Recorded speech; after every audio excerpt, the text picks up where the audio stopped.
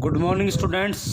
आज हम संघीय संसद यानी विधायिका के बारे में अध्ययन करेंगे। यह आपके तीसरी यूनिट का पहला चैप्टर है। भारतीय संविधान की जो संघीय संसद है उसको हम 3 भागों में बांट सकते हैं, या यूँ कह सकते हैं कि सरकार जो एक महत्वपूर्ण राज्य का अंग होता है उसके 3 अंग होते हैं: व्यवस्थापिका, कार्यपालिका और न्यायपालिका।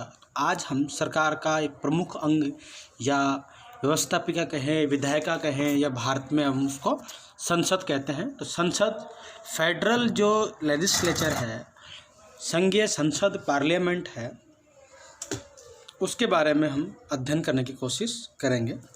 संसद में कौन कौन से अंग होते हैं, किस किस से मिलकर संसद बनती है, संसद क्या होती है, राष्ट्रपति, लोकसभा, राज्यसभा किस प्रकार से उनका इलेक्शन होता है, इनके पास में कौन कौन सी पावर होती हैं, इसके कौन कौन से अधिकारी होते हैं, इन सभी का अध्ययन हम इस वीडियो में करने की कोशिश करेंगे। तो सबसे पहले हम देखते हैं संघीय संसद भाग 5 अनुच्छेद 79 से लेकर के 122 तक इस संघीय संसद का उल्लेख किया गया है।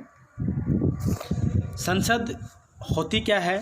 संसद किसी भी देश की, भारत में जो पार्लियामेंट है उसको संसद कहा गया है, या जो विधायिका है उसका नाम संसद है। किसी किसी देश में ये एक सदनात्मक होती है। ज़्यादातर देशों में विधायिका या व्यवस्थापिका, जिसको हम कहते हैं लेजिस्लेचर, हमारे यहाँ इसके 2 अंग हैं। संसद एक शासन व्यवस्था की, कानून बनाने की एक सर्वोच्च संस्था होती है, जिसमें उस देश के लिए कानून निर्माण किया जाता है ताकि शासन व्यवस्था सुचारू रूप से चलाई जा सके। संसद भवन जो है वो दिल्ली में है। संसद भवन का शिलान्यास 12 फरवरी 1921 को ड्यूक ऑफ कनॉट ने किया। संसद के बारे में कुछ एक इन्फॉर्मेशन है, वो आपको बता देता हूँ। संसद भवन को बनने में लगभग 6 वर्ष का समय लगा। 18 फरवरी 1927 को संसद भवन का उद्घाटन तत्कालीन गवर्नर लॉर्ड जनरल इरविन ने किया। संघ शासन के प्रमुख 3 अंग होते हैं, जैसा कि मैंने आपको पहले बताया कि सरकार के 3 महत्वपूर्ण अंग होते हैं। सरकार के 3 महत्वपूर्ण अंग होते हैं, एक कार्यपालिका बोलेंगे, विधायिका और न्यायपालिका। तो हम यहाँ जो विधायिका है इसको हम व्यवस्थापिका भी कहते हैं, और इस व्यवस्थापिका के लेजिस्लेचर, इसको अंग्रेजी में कहते हैं लेजिस्लेचर। इस लेजिस्लेचर के संसार की अनेक शासन व्यवस्थाओं में अनेक प्रकार के नाम हैं, जैसे कि अमेरिका में इसको, जैसा कि मैंने आपको बताया कि सरकार के 3 अंग होते हैं: व्यवस्थापिका, कार्यपालिका और न्यायपालिका। अब हम अध्ययन कर रहे हैं यहाँ विधायिका या व्यवस्थापिका को। इस व्यवस्थापिका को संसार में अनेक नामों से जाना जाता है, जैसे कि जापान के अंदर इसको डाइट कहते हैं, अमेरिका में इसको कांग्रेस कहते हैं, और भारत के अंदर इसको पार्लियामेंट या संसद कहते हैं। तो आज हम जो हमारा अध्ययन का विषय है वो है विधायिका या लेजिस्लेचर। 13 मई 1952 को स्वतंत्र भारत में संसद यानी राज्यसभा और लोकसभा की प्रथम बैठक हुई। तो पहले हम बात करेंगे संसद किसे कहते हैं। संसद एक देश की वह सर्वोच्च संस्था होती है जो उस देश के लिए कानून निर्माण कार्य करती है। तो इस भारतीय संसद के जो विधायिका है, इस विधायिका को भारत में संसद कहते हैं, पार्लियामेंट कहते हैं। इसके मुख्य रूप से 2 सदन होते हैं। ये एक सदनात्मक भी हो सकती है और 2 सदनात्मक भी हो सकती है, लेकिन भारतीय शासन व्यवस्था में ये द्विसदनात्मक शासन व्यवस्था हमारे यहाँ अपनाई गई है। एक सदनात्मक व्यवस्थापिका, जहाँ कम्युनिस्ट कंट्री है जैसे चाइना है, वहाँ एक सदनात्मक व्यवस्थापिका होती है। भारत के रेफरेंस में बात करें हम, तो संसद जो होती है उस संसद के 2 प्रमुख अंग होते हैं, एक लोकसभा होती है और दूसरी राज्यसभा होती है। आज हम इस वीडियो में राज्यसभा के बारे में अध्ययन करेंगे। जो राज्यसभा है ये हमारे जो विधायिका होती है उसका उच्च सदन कहलाता है। इसको हम द्वितीय सदन भी कहते हैं और द्वितीय सदन ऑब्लिक उच्च सदन। जो ये संसद हुई, संसद के दो सदन मैंने आपको बताए हैं। संसद हुई, संसद के दो सदन हुए, एक राज्यसभा और दूसरा लोकसभा। लोकसभा जो होती है वो डायरेक्ट जनता का रिप्रेजेंटेशन करती है, अर्थात लोकसभा के सदस्यों को सांसद कहते हैं या संसद के सदस्यों को हम मेंबर ऑफ पार्लियामेंट कहते हैं। लोकसभा के जो सदस्य होते हैं वो जनता द्वारा डायरेक्ट चुने जाते हैं, इसलिए ये सदन जो होता है वो जनता का रिप्रेजेंटेशन करता है। जबकि दूसरा सदन जो होता है राज्यसभा, उसके अंदर जनता का डायरेक्ट लिंक नहीं होता है, डायरेक्ट राज्यसभा के सदस्यों को जनता नहीं चुनती है। इनका जो चुनाव होता है वो अप्रत्यक्ष रूप से होता है, अर्थात हम यूँ कह सकते हैं, आप ये शब्द याद रखें, राज्य।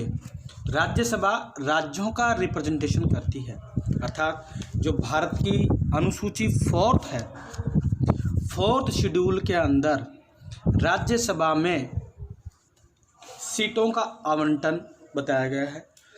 हमारे यहाँ राज्यसभा में कितने सदस्य किस राज्य से होंगे, उसका जो आधार है वो जनसंख्या का आधार है। जनसंख्या के आधार पर जिस राज्य की जनसंख्या ज़्यादा होगी उस राज्य के राज्यसभा सांसद ज़्यादा होंगे।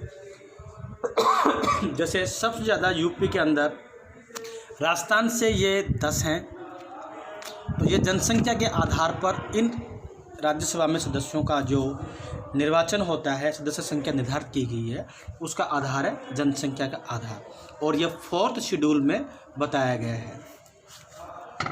अब हम देखते हैं कि राज्यसभा में किस प्रकार से निर्वाचन होता है, क्या होता है। तो ये भारतीय संसद है, इसमें मुख्य रूप से 2 सदन हैं, राज्यसभा और लोकसभा, और राष्ट्रपति भी संसद का अंग होता है। राज्यसभा जो है वो राज्य का स्थायी सदन राज्यसभा है, अर्थात हम यूँ कह सकते हैं कि हमारा जो संसद का स्थायी सदन है वो राज्यसभा है। स्थायी, आपके सवाल पूछते हैं कई बार कि राज्यसभा को स्थायी सदन क्यों कहा जाता है, या यूँ कह सकते हैं कि राज्यसभा कभी भंग नहीं होती है, इसके पीछे क्या कारण है। राज्यसभा के प्रत्येक सदस्य का कार्यकाल 6 वर्ष का होता है। प्रत्येक सदस्य 6 वर्ष के लिए अप्रत्यक्ष रूप से चुना जाता है, लेकिन उनमें से 1/3 सदस्य प्रति 2 वर्ष के बाद में सेवानिवृत्त हो जाते हैं और नवीन 1/3 सदस्यों को पीछे से ले लिया जाता है। अर्थात हम यूँ कह सकते हैं, आप यूँ समझिए कि ये राज्यसभा के मेंबर हैं और यहाँ चलते चलते इस व्यक्ति को 6 साल हो गए, या इसको भी 6 हो गए, इसको भी 6 हो गए। मान लो कि ये लास्ट के 4 व्यक्तियों को 6 साल हो गए। अब जैसे ही प्रत्येक व्यक्ति का कार्यकाल, प्रत्येक सदस्य का कार्यकाल 6 वर्ष का होता है, मान लो इसका 6 वर्ष का हुआ, ये व्यक्ति सेवानिवृत्त हो जाएगा और इसकी जगह दूसरे व्यक्ति को हम चुन लेते हैं, इनकी जगह दूसरे व्यक्ति को हम चुन लेते हैं। तो हम यूँ कह सकते हैं कि जो संसद है हमारी, उसका राज्यसभा एक स्थायी सदन है, वो कभी भंग नहीं होता है, क्योंकि प्रति 2 वर्ष के बाद में 1/3 सदस्य हटते रहते हैं और नवीन सदस्य आते रहते हैं, अर्थात ये सदन कभी भी भंग नहीं होता है। तो यहाँ कहने की बात ये हुई कि राज्यसभा संसद का एक स्थायी सदन है, परमानेंट सदन है, और जो कभी भंग नहीं होता है। आपसे सवाल पूछा जाए कि राज्यसभा का कार्यकाल, प्रत्येक सदस्य का कार्यकाल कितना होता है, तो इसमें आएगा 6 ईयर। लोकसभा का होता है 5 साल, वो निश्चित नहीं होता है, वो एक स्थायी सदन नहीं होता है, वो एक अस्थायी होता है, जबकि राज्यसभा स्थायी सदन होती है।